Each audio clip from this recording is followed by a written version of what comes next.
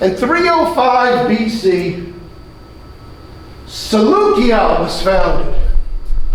On the banks of the Tigris River, you have a Greco-Macedonian city in the middle of Mesopotamia. It eventually got to 600,000 people. And that's just amazing. But it worked.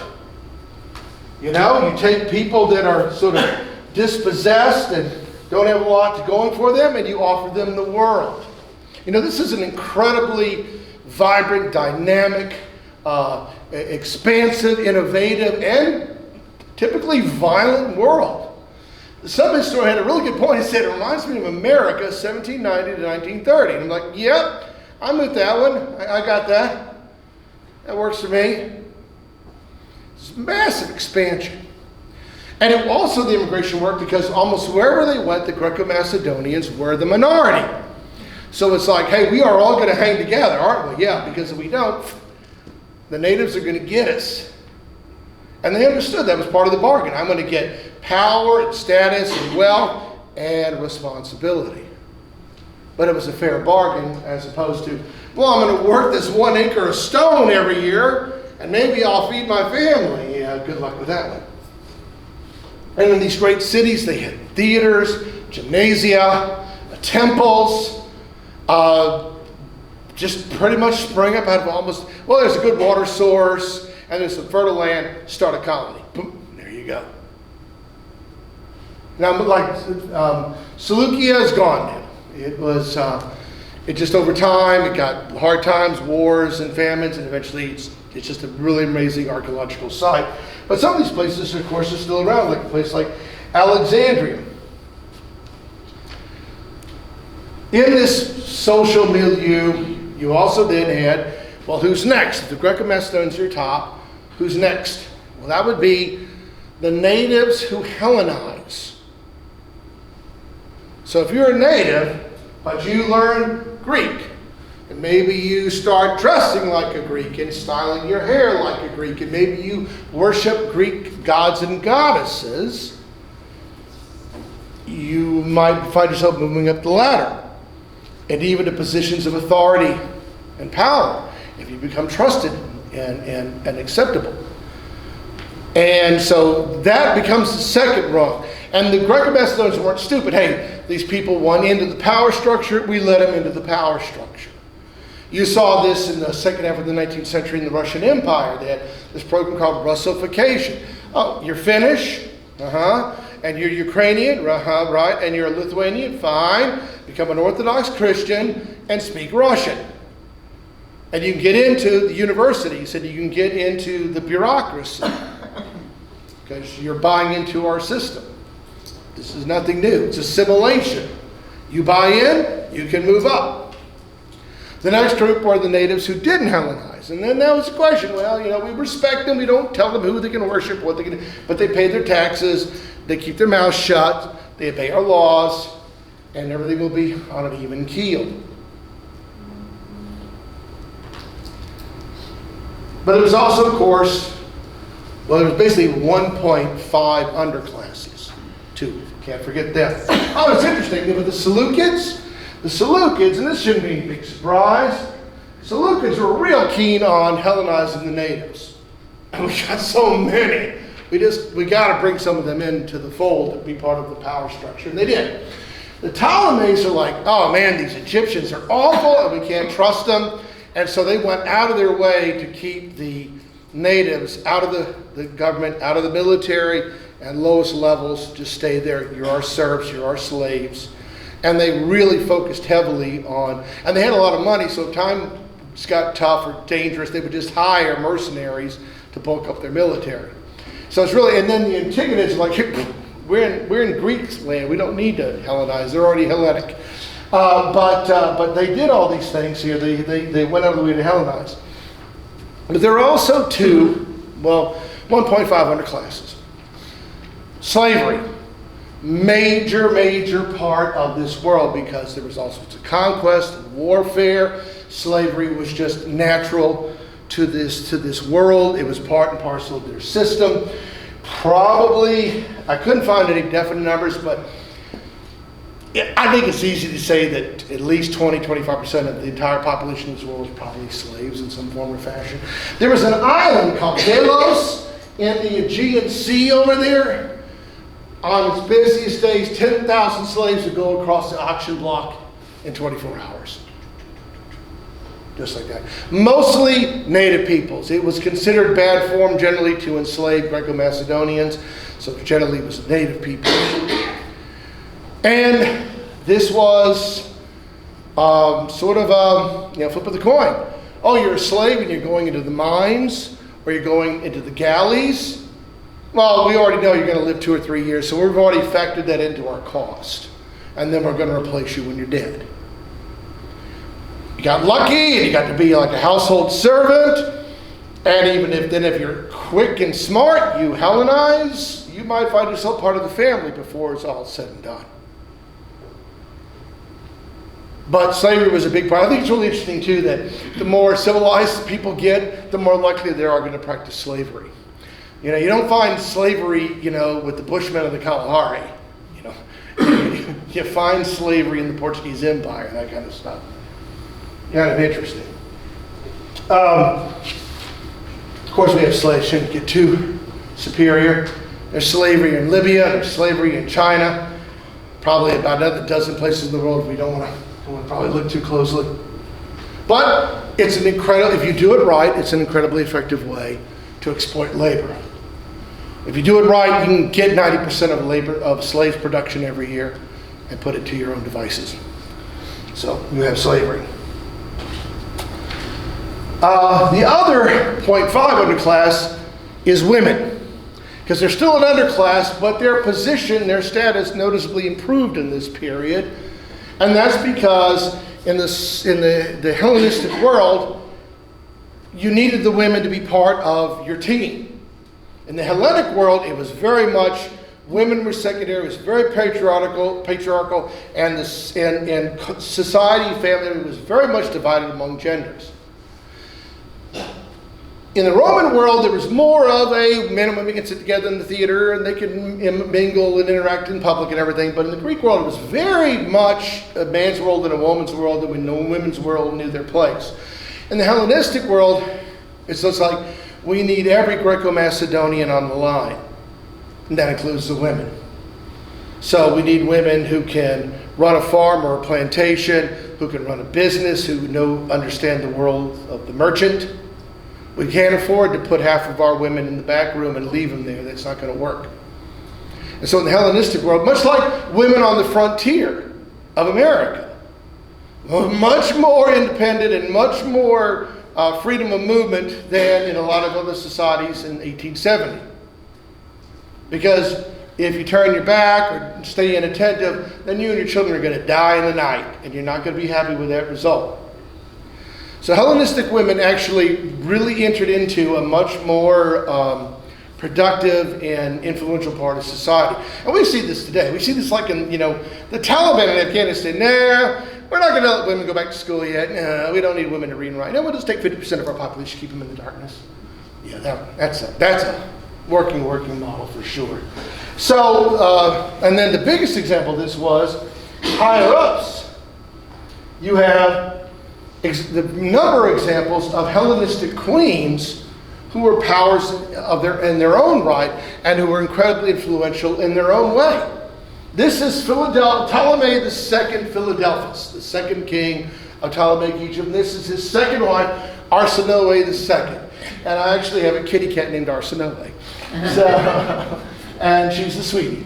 And what happened here was he loved books and knowledge and art. He sponsored, at the Library of Alexandria, he sponsored 14,000 scholars to come and work over these 500,000 manuscripts and stuff like that. He was real keen on the arts and literature. She was real keen on foreign policy. And, for the Ptolemies, if you're trying to hold on to Cyprus, you need to understand, and you're constantly bickering with the Seleucids, you need to understand about foreign policy, you need to understand about fleets and naval strategy and naval power. And from every record, Arsinoe II was the one who knew that and advised her husband how best to, and they did it successfully. She rode in 3 chariot races. She's extremely popular with the people. She received goddess status, and everybody recognized her that she was a co-ruler. A king and a queen, and they ruled it together. That's really interesting. You know, talking about the Library of Alexandria, I mentioned this before. Did you know that 3 of our 7 wonders of the ancient world were Hellenistic? The lighthouse at Alexandria, the Colossus of Rhodes, and the Temple of Diana at Ephesus were all Hellenistic structures. So they were king and queen, shared power, and rightly so. Interesting. Also, they were brother and sister. Well, they never had kids. He had kids with his first wife, Arsinoe I, whom he divorced, or she died, can't remember. But they were brother and sister, but they never had kids. So probably that. But what it was who practiced royal incest? The Egyptians. Who are these Greek interlopers ruling over? The Egyptians. So one in Memphis, and 2 like the Egyptians, right? What happens in Luxor stays in Luxor, okay? But you do this to also legitimize yourself in the eyes of the people you're ruling over. You overawe them with, I am a true Pharaoh. This actually was his title, Pharaoh, okay? I am a true Pharaoh. Actually, the Incans practiced royal incest, and so did the Hawaiians. The idea is that you want the bloodline to be pure, so you have that happen. Even kind of the Habsburgs, but that's another story. But what happens here is that in the Hellenistic world, Hellenistic women had a lot more leeway than they had in the Greek world, and probably more so than the women in the Roman world too, in most places. Because Romans were also a very conservative, traditional, patriarchal society. In this case, you couldn't have the luxury of being, misanthropic. It wasn't going to pay off. Then you have the economy. The world of the successors was incredibly economically vibrant. In all this world, there was only 2 coinages. In the entire Hellenistic world, they operated just on two coinages. There was a traditional Greek coinage, and then the Ptolemaic Egyptians had so much money, they actually made their own coins, which everybody knew was just as good. And that was it. That whole world operating on 2 coinages. It's kind of reminds me like 1880 to mid-1940s. There was the dollar and the pound. And everybody pretty much kind of, pegged themselves to one of those 2 currencies. We had a similar thing like this. There was two coinages, and there was only one language. That is Greek called Koine, Koine, and basically it was street Greek. It's kind of Spanglish, kind of Pidgin English, kind of this, kind of that. But it was enough Greek where that someone who was not a native speaker could still communicate with a Greco-Macedonian to cut a deal. And deals were cut. When you have trade that stretched from Bactria to Nubia, south of Egypt there, to Cornwall in England. Now they went to Cornwall to get tin. And then the Phoenicians wouldn't let them back through Gibraltar, so they just landed in northern France and traded and marched through Gaul town back to home. That was another thing that made this world work. It was a rich world. If you were willing to work hard and make the exertions and take the risk, the rewards could be staggering. Trade with India. And then the whole Mediterranean world and all that all at one time. Just truly remarkable. And of course this all seeps into not just the language, but of course literature and religion and philosophy and art. This all just starts to, all these Greek innovations or Greek ways meet with these foreign ways, and you're not being smart if you don't take the best of each world and bring it to the table and take advantage of it. So the Greeks also, like I was saying before, they're like, hey, they would take their own pantheon. Hey, there's an Egyptian god called Ammon. He reminds us a lot of Zeus. Well, let's just tell the Egyptians that Zeus is Ammon and Ammon is Zeus. That's him. And Zeus and Ammon. They even had a city out in the desert in Egypt called, I love it, Ammonia, but dedicated to this guy. And here's the one. You go over and you run into the Indians. And they've already had Buddha around for 250 years. And the Greco-Macedonians run into Buddha. That is a Greco-Macedonian sculpture. It's not an Indian sculptor there. That is a Greco-Macedonian sculptor of Buddha. Yeah. Or you go down in Egypt, all these burial cities, all these Egyptian artifacts that have all these Greco-Macedonian figures that are involved in the sculptures and related to Horus and stuff like this. Very, it's just smart. You just you learn to synthesize the different religions and keep everybody happy. The Eastern religions and the mystery religions, one of the biggest mystery religions around came out of Egypt. Others came out of Greece. And it's just like, well, there's a death and a rebirth and a chance at the afterlife if we do the right prayers and see to the right practices and everything. Just bounce it off each other and make it happen. Buddhism, Judaism, how about this? Also from that on the left there is the Septuagint. This is the Old Testament made into translated from Hebrew into Greek. And to this day, it's one of the most influential versions of the Old Testament around. And it was done by a whole cabal of Hellenized Jews, of the best and brightest religious scholars in the Hellenized Jewish world. And they gave us a Greek text of the Old Testament. Isn't that amazing? And of course, everybody, who's the single most famous Hellenized Jew of all time? He's on the road to Damascus. Who is that? It's Saul. No. It's Saul, the Pharisee, who is persecuting Christians. And here, God speaks to him and says, why are you doing this? And now it's Paul. He's stricken blind. He gets his sight returned, and he is now Paul. That's by Caravaggio, one of the great masters of the Renaissance. On the road to Damascus. That's the Hellenized world. Saul of Tarsus was a Hellenized Jew. And then, of course, also in the Hellenistic world, the Maccabean Revolt and Hanukkah. When the Seleucid king came down and said, no more Yahweh, you worship me. My name is Epiphanes, revealed God. Oops. And since the problem was that the Maccabeans were inspired by Yahweh, and the Seleucid generals were the ancient equivalent of Larry, Moe, and Curly, and Judaism survived. A lot of people are like, oh, you only know about Hanukkah because it's Hanukkah. No.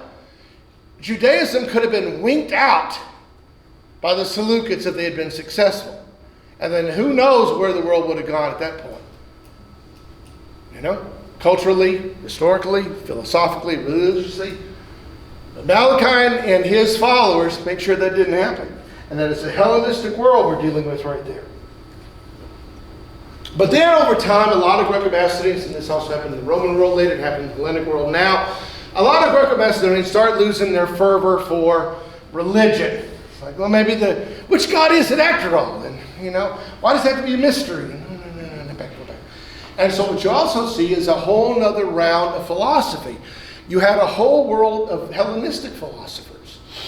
Lots of sub-schools, but 4 major schools. There was the Cynics, who said that, I love this quote. Let me read the exact quote so I don't mess it up. The Cynics said, What is philosophy? It is a quart of beans and no care for anything. I just want a quart of beans and not to care for anything.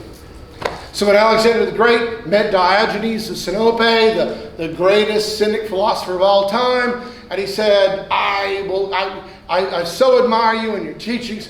What can I give you in return? And Diogenes looked up at the king and said, would you get out of my way? You're blocking my sun. That's what gift you can give me, is leave me alone. And the Stoics, although the most famous Stoic was a Roman emperor, but the Stoics came from this period. And they said, look, this world is hurly-burly. It's full of up and downs. What we have to do is we have to have self-control and fortitude, and we have to accept the good with the bad and just understand this is the nature of life and this is the way the world is, and we have to just weather the storm and then enjoy the good times when they come. Also interesting, the Stoics were big critics of slavery because they said that one man trying to own another man just goes against the laws of nature. We have no business practicing this, because this actually, if you really want to know any sort of peace in your heart, you can't go against nature. This is unnatural. See, the big thing was the Greeks were trying to find, they use the term pleasure, but that's with quotation marks. Pleasure meaning that, and it don't mean like, hey, I had sex with 42 people last weekend or something. That kind of pleasure. It's like, what is the pleasure of actually being at peace? The Greek term was ataraxia, and it translates serene calmness. And how about this? Who in here would like less stress in their life, right? Yeah? Well, how can I find a philosophy that will help me achieve that? There is an anti-anxiety medicine called Atarax. Excellent. Oh, there is. That's right. Well, send me a caseload, and I'll just put it in my trunk. I won't say anything, and I won't sign any vouchers. All right. So now what happens is, I love that, but that's where it comes from. It's Greek. How do we achieve ataraxia? Well, some people said just get a quart of beans and don't worry about anything. Another person said just live a righteous life and accept the good with the bad. Then you had the Epicureans come along, and Epicurus said what you should do is withdraw from society. Now the Romans take Epicureanism and you end up at the vomitoriums. Okay, that wasn't Epicurus. Epicurus said just withdraw from life. Stop all the striving, just withdraw from life and be at peace and find what makes you happy and go do that. And that's all fine and dandy if you're super wealthy. You could afford to do that. But most people had to be in the real world and work to get through it. And so it wasn't and then on top of that, the Stoics said, look, we live in a dirty, dangerous world, and if we all go run off into the countryside to live in our, in our chateaus, whatever it is in Greek, one day you're not at the wall, the enemies come through the gates, and then eventually they're going to get to your little haven, and you're going to be done with it. But there was this idea of just withdrawal. See, one of the things is, it's interesting. We have the Greek term ataraxia. The Buddhist term in Sanskrit is nirvana. And nirvana doesn't mean heaven. Nirvana means when the fire goes out because there's no more fuel to burn. Get it? You're just at peace with yourself. And then you have the skeptics. I love these guys because they can say there's no such thing as true knowledge, so you have to go with degrees of knowledge. And then the degree of knowledge you can come up with gives you a degree of belief, which makes a lot of sense, but it's kind of a bleak way to look at things. But they had that too. So, degrees of belief and degrees of truth and so forth and so forth and so forth.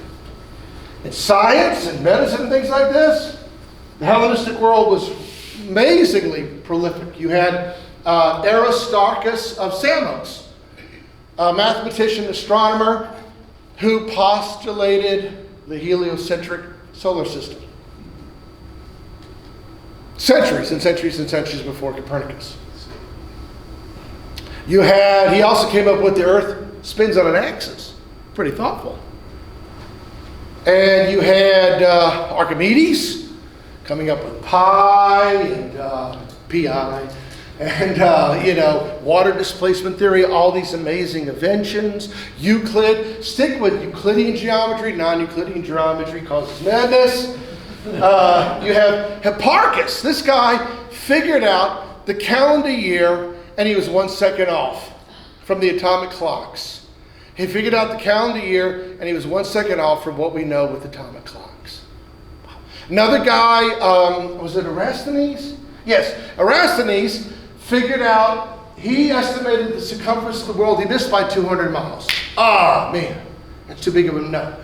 From not leaving where he was, he figured out the circumference of the earth within 200 miles. He also understood geography in this fact that he knew that all the oceans were connected, which they are, and that Europe and Asia and Africa were one big landmass. Anybody's playing Risk, you know that's true. And yeah, these guys are just like, they're just ingenious. And things like the pulley system, the Archimedean screw, this device here, I always got to read this, the Antikythera mechanism, which basically lets you follow the passages of the moon so you could use the tides to your advantage. Of course, this was found in the shipwrecks. Obviously, they didn't read it right, and stuff like that. It's just amazing what they could come up with. Military weapons. There was one major Seleucid leader. His name was Taker of Cities, because they advanced the science of war in terms of siege engines and artillery and stuff like that. Just amazing. Archimedes developed this thing. It's like a big claw machine, like where you get the little stuffed toy and it jumps to the slot. But it reached over the walls of Syracuse and could grab the front of Roman boats and pull them up and make them capsize. Yeah. At one point during the siege of Syracuse, the Romans were coming. They were kind of like at a loss, so they just threw some ropes over the wall, and the Romans were like, "Oh no, another Archimedes device! That devil!" They turned around. So yeah, just amazing people at this time. And then the buildings, like I said, you have these. You built these incredible cities and these massive temples. You built 3 of the 7 wonders of the ancient world. That's pretty impressive to say the least. The library at Alexandria. But again, all this innovation, all this energy, it just doesn't go into warfare and economics. It goes into all of this. It goes into religion and philosophy and architecture and art and science and medicine. I don't talk about the medicine part. It's pretty awful. But it did advance science. You just didn't want to be the one advancing it. In sculpture, the Hellenistic world, they painted realistically. They showed bodies in motion. They showed form and figure.